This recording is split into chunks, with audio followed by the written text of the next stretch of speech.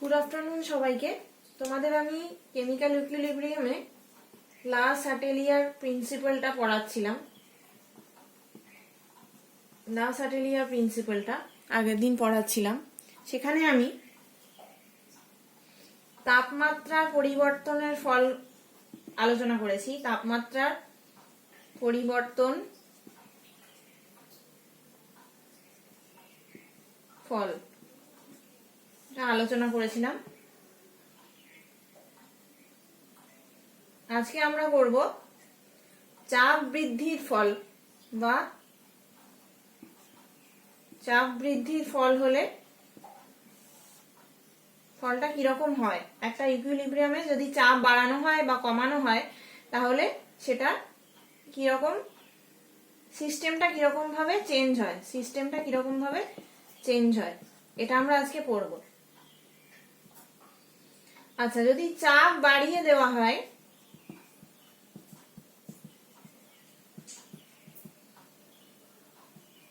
তাহলে সিস্টেমটি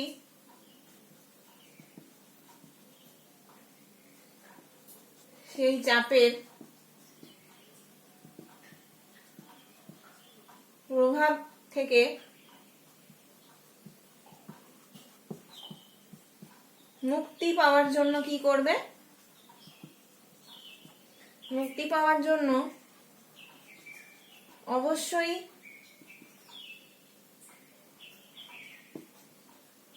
সংকুচিত হওয়ার চেষ্টা করবে।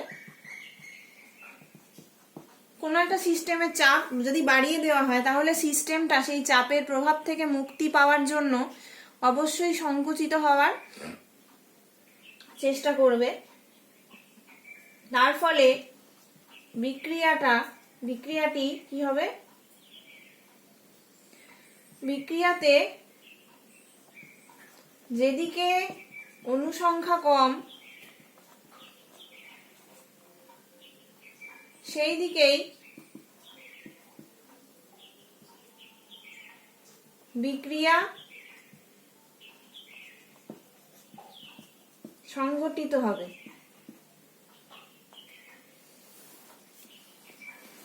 বিক্রিয়াটা যেদিকে অণুসংখ্যা কম সেই দিকেই বিক্রিয়াটা সংঘটিত হবে। এবার একটা এক্সাম্পল দিয়ে আমি তোমাদেরকে বোঝাচ্ছি।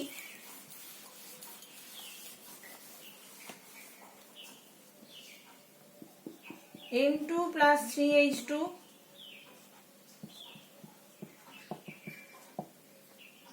2NH3 এই যে বিক্রিয়াটা, এই বিক্রিয়াতে যত অ্যামোনিয়া উৎপন্ন হবে অণুসংখ্যা ততই কমবে।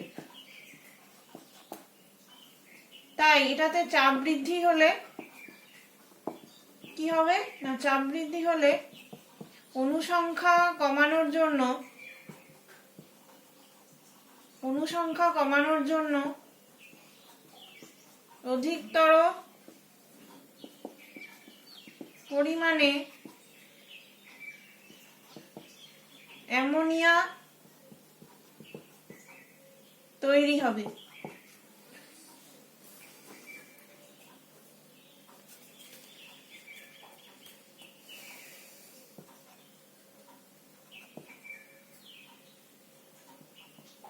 বস্তুত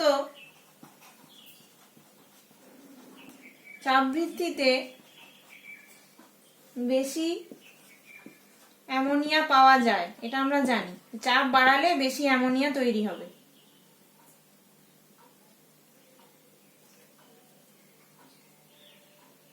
কিন্তু সঙ্গে সঙ্গে যে পদার্থগুলো আছে N2 আর H2 এর সাম্যগারত্ব পরিবর্তিত হবে।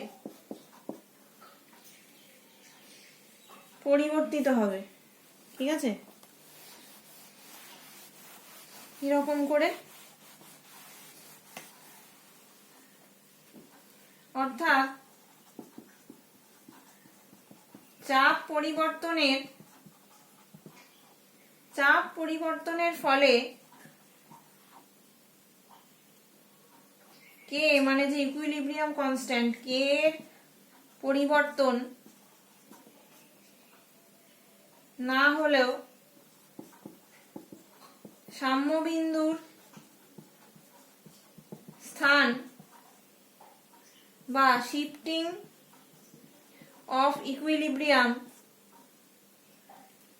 এটা ঘটে, স্থানের পরিবর্তন ঘটে।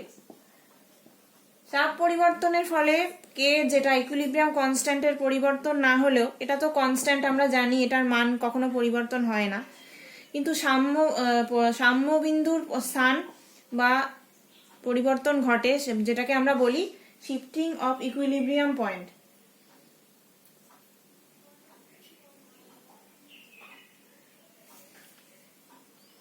এটা হচ্ছে চাপ বৃদ্ধি হলে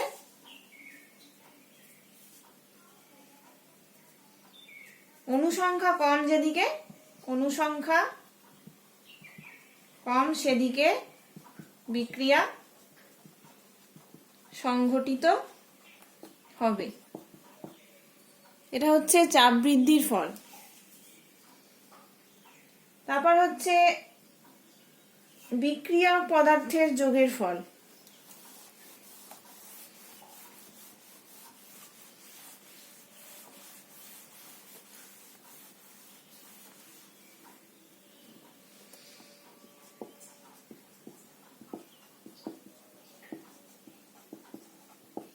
বিক্রিয়ক পদার্থের যোগের ফল।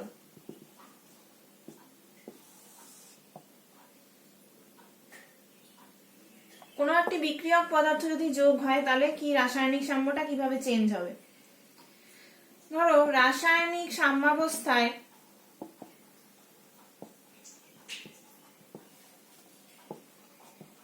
যদি সিস্টেমের কোনো একটি উপাদান অতিরিক্ত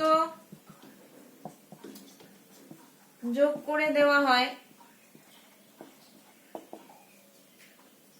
তাহলে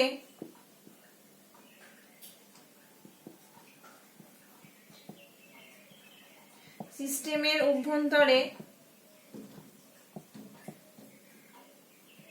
তার অংশবিশেষ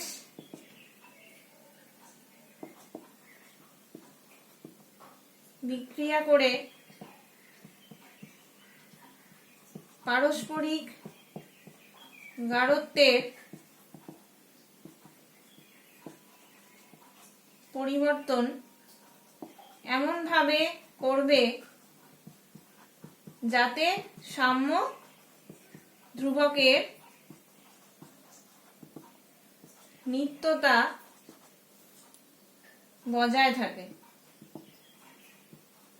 কিরকম না, রাসায়নিক সাম্যাবস্থায় যদি সিস্টেমের কোনো একটি উপাদান অতিরিক্ত যোগ করে দেওয়া হয়, তাহলে সিস্টেমের অভ্যন্তরে তার অংশবিশেষ বিক্রিয়া করে পারস্পরিক গাঢ়ত্বের পরিবর্তন এমনভাবে করবে যাতে সাম্য ধ্রুবকের নিত্যতা বজায় থাকে। যেমন একটা এক্সাম্পল দিচ্ছি, PCl5 PCl3 প্লাস Cl2, তাহলে Kp সমান P of PCl3 P of Cl2, মানে পার্শিয়াল প্রেসার আর কি, যেটা হচ্ছে partial pressure of PCl3 into partial pressure of Cl2 divided by partial pressure of PCl5, এটা হচ্ছে Kp। এবার এই বিয়োজন বিক্রিয়ায় বাইরে থেকে, এটা একটা বিয়োজন বিক্রিয়া, বাইরে থেকে Cl2 গ্যাস ঢুকিয়ে দেওয়া হয়, তাহলে কি হবে? গ্যাস ঢোকানো হয়,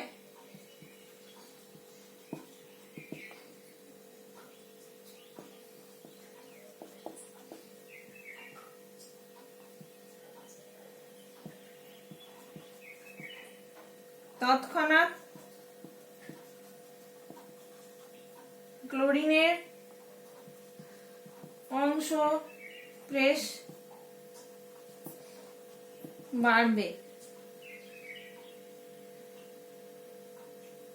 ক্লোরিনের অংশপ্রেস বাড়বে। খানিকটা ক্লোরিন গ্যাস যদি ঢুকিয়ে দেওয়া যায় তাহলে কি হবে না, ক্লোরিনের অংশপ্রেস বাড়বে। এই বৃদ্ধির জন্য, এই বৃদ্ধি প্রতিহত করতে হবে না, প্রতিহত করতে খানিকটা কি হবে, খানিকটা বিক্রিয়া হতে হবে এবং PCl5 উৎপন্ন হবে, যাতে কেপির কোনো পরিবর্তন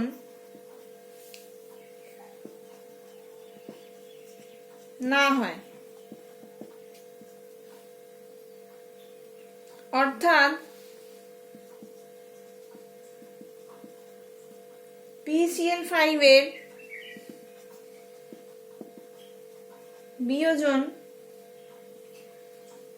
বিয়োজন মাত্রা, PCl5 এর বিয়োজন মাত্রা হ্রাস পাবে। বারবার PCl5 তৈরি হবে যদি আমরা ক্লোরিন অ্যাড করি, তাহলে PCl5টাই বেশি করে তৈরি হবে, কিন্তু এর বিয়োজনটা কম হবে। সেটাই বলতে চাইছে, যদি আমরা বাইরে থেকে ক্লোরাইড অ্যাড করি যাতে কেপির মানটা সমান থাকে, তাহলে PCl5টা আমাদের এই যে বিক্রিয়াটা বা ক্লোরিন তৈরি হওয়াটা, এটা ডান দিকে যাওয়াটা কমাতে হবে। সেই কারণে PCl5 হয়েই ওটা রয়ে যাবে, এটা আর বিয়োজিত হয়ে PCl3 আর Cl2 তৈরি করবে না। আচ্ছা, এবার পরের পয়েন্ট হচ্ছে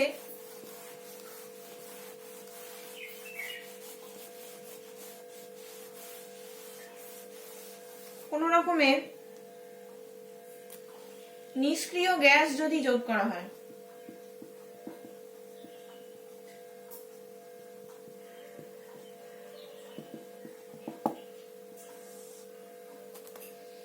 নিষ্ক্রিয় গ্যাস যদি যোগ করা হয় তাহলে কি হবে, যে রাসায়নিক সাম্যাবস্থায় যে সিস্টেম, যদি সাম্যাবস্থায়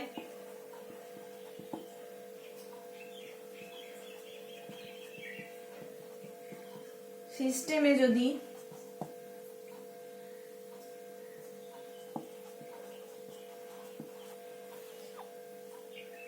এমন কোনো পদার্থ যোগ করা হয় যেটা উপাদানগুলোকে সঙ্গে কোনো বিক্রিয়া করে না, তাহলে সাম্যের উপর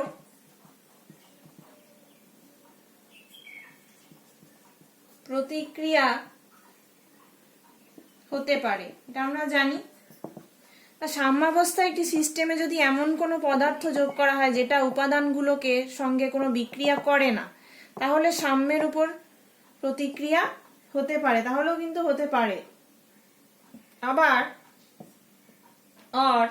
নাও হতে পারে।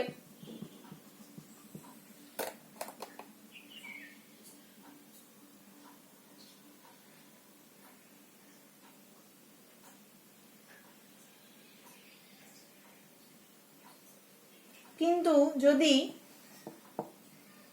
ওপরের বিক্রিয়াতে যে PCl5 এর আমরা বিক্রিয়াটা দেখলাম, PCl3 প্লাস Cl2,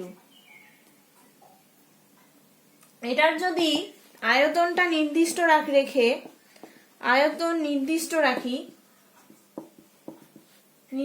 রেখে যদি বাইরে থেকে নাইট্রোজেন প্রবেশ করে থাকে, তবে মোট চাপ কি হবে মোট চাপ বৃদ্ধি হবে। তার কারণ নাইট্রোজেনটা তো এর সাথে কোনো রিয়াকশন করছে না, কিন্তু এর সিস্টেমের ভেতর যদি আয়তনটা ঠিক রেখে আমি নাইট্রোজেন দিই তাহলে অবশ্যই চাপ বৃদ্ধি হবে। কিন্তু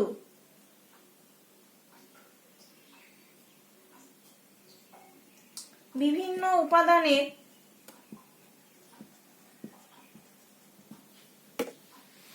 অংশপ্রেস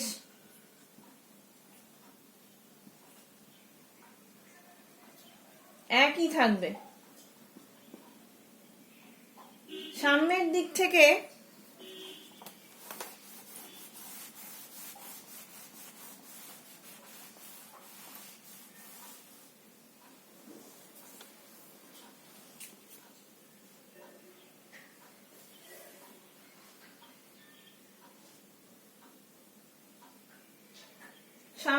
থেকে দেখতে গেলে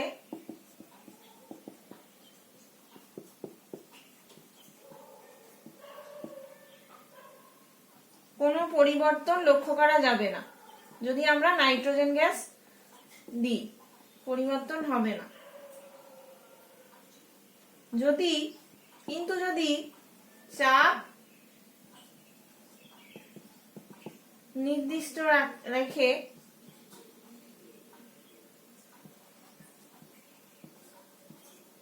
N2 গ্যাস প্রবেশ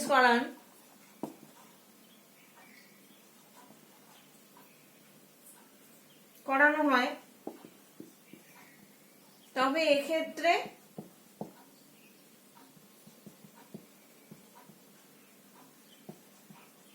উপাদানগুলোর চাপ পরিবর্তিত হবে, যদিও কেপির মূল্য অপরিবর্তিত থাকবে। তাহলে যদি চাপ নির্দিষ্ট রেখে নাইট্রোজেন গ্যাস প্রবেশ করানো হয় তবে এই ক্ষেত্রে উপাদানগুলোর চাপ পরিবর্তিত হবে,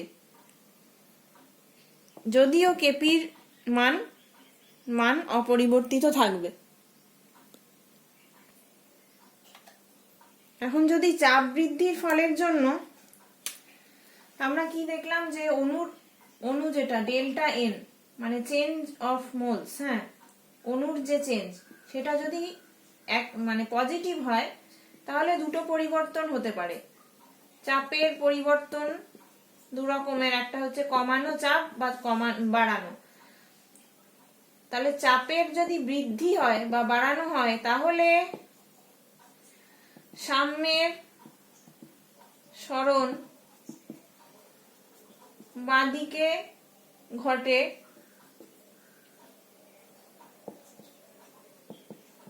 বিক্রিয়াজাত পদার্থের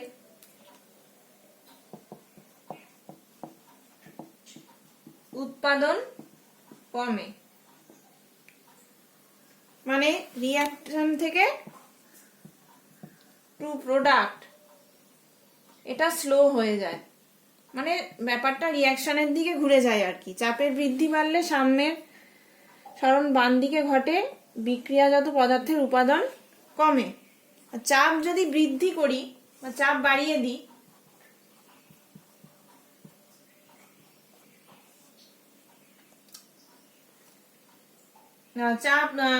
চাপ বৃদ্ধিটা তো পড়লাম, চাপ কম যদি করি তাহলে কি হতে পারে, সাম্যের সরণ ডান দিকে ঘটে এবং বিক্রিয়াজাত পদার্থের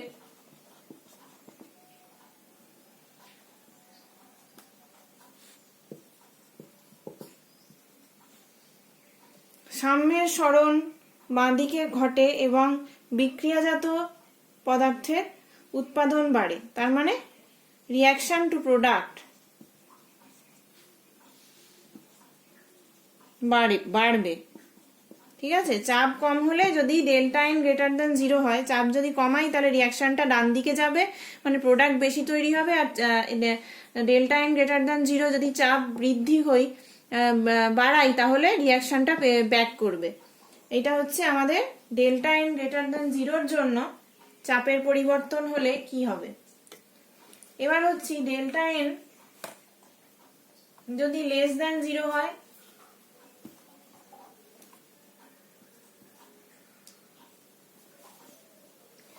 তাহলে চাপ বৃদ্ধি হলে কি হবে। ডেল্টা এন যদি লেস দেন 0 হয়, তা চাপ বৃদ্ধি হলে উল্টোটা হবে না, সাম্যের সরণ ডান দিকে ঘটবে এবং বিক্রিয়াজাত পদার্থের উৎপাদন বাড়ে।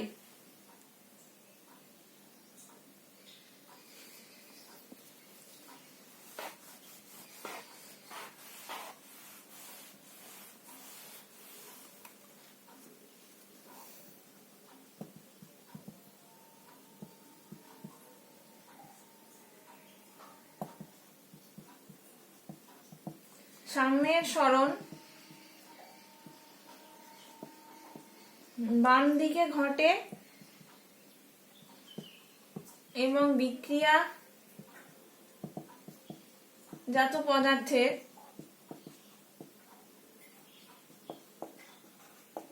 উৎপাদন কমে। চাপ কমে গেলে কি হয়, সাম্যের সরণ বাঁ দিকে ঘটে এবং বিক্রিয়াজাত পদার্থের উৎপাদন কমে, মানে রিয়াকশনটা বাঁ দিকে চলে যায়। যদি ডেল্টা এন লেস দ্যান 0 মানে রিয়াকশন টু প্রোডাক্ট যে ফরমেশনটা ওটা কমে যায়, দিয়ে রিয়াক্ট্যান্টেই ঘুরে যায় প্রোডাক্ট, মানে রিয়াকশন খুব একটা ডান দিকে এগোবে না। আর এটা যদি চাপ বাড়ানো হয় তাহলে রিয়াকশনটা ডান দিকে বেরোবে,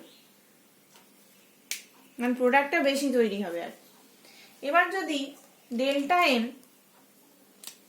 সমান ইকুয়াল টু 0 হয় তাহলে কি হবে, কোনো প্রভাব হবে না। চাপ বৃদ্ধি বা হ্রাস পেলে, চাপ বাড়ালেও কোনো প্রভাব হবে না, চাপ কমালেও কোনো প্রভাব হবে না। বৃদ্ধি হলে সাম্যের উপর কোনো প্রভাব হবে না।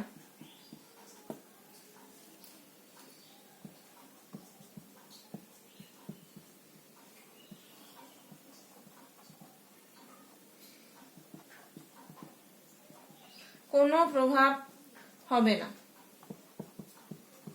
এটা গেল আমাদের প্রেসার বাড়ালো কমানো।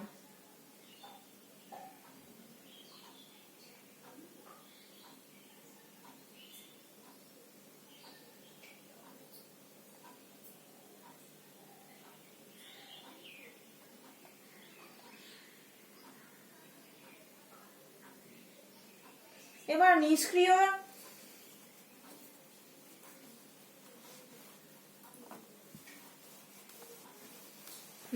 গ্যাস যোগ করাটা আমরা আগে পড়লাম, যে হতেও পারে নাও হতে পারে। কখন কখন হবে, নিষ্ক্রিয় স্থির, আগে দেখি নিষ্ক্রিয়র প্রভাব। হ্যাঁ, নিষ্ক্রিয় গ্যাসের প্রভাবটা একটু ভালো করে পড়া যাক। নিষ্ক্রিয় গ্যাসের প্রভাব সেটা হচ্ছে স্থির উষ্ণতায়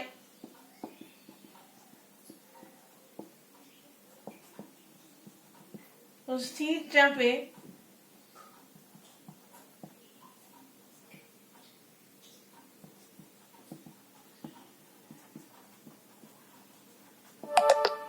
যোগ করার প্রভাবটা কিরকম হবে।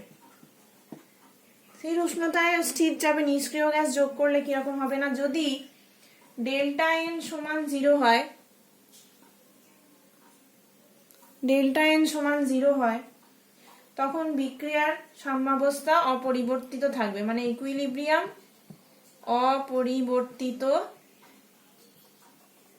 থাকবে। ডেল্টা এন গ্রেটার দেন 0, যদি 1 থেকে বেশি হয়, তখন সাম্যের সরণ ডান দিকে ঘটে, অর্থাৎ বিক্রিয়া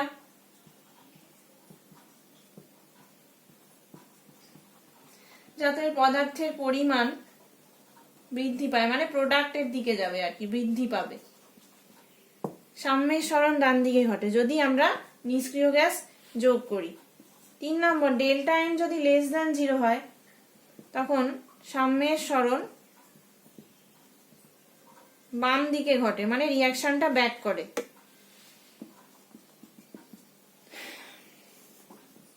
যদি আমরা নিষ্ক্রিয় গ্যাস এই 3টে অবস্থায় যদি যোগ করি, তাহলে রিয়াকশন মানে ইকুইলিব্রিয়ামটা এইভাবে সাজিয়ে নেয়।